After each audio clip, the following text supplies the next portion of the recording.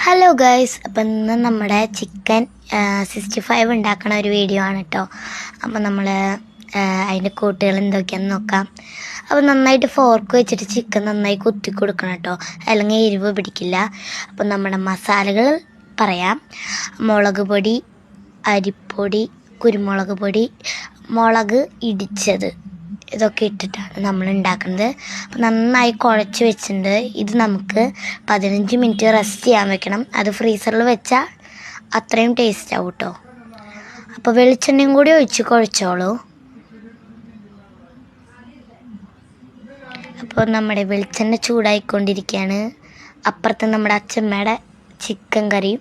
അപ്പോൾ നമ്മുടെ ഇത് വെച്ചിട്ടുണ്ട് ചിക്കൻ അടുപ്പത്ത്. അപ്പോൾ അപ്പോഴേക്കും നമുക്ക് ഇത്തിരി നേരം ചിക്കൻ കറി കഴിക്കാമെന്ന് കരുതി.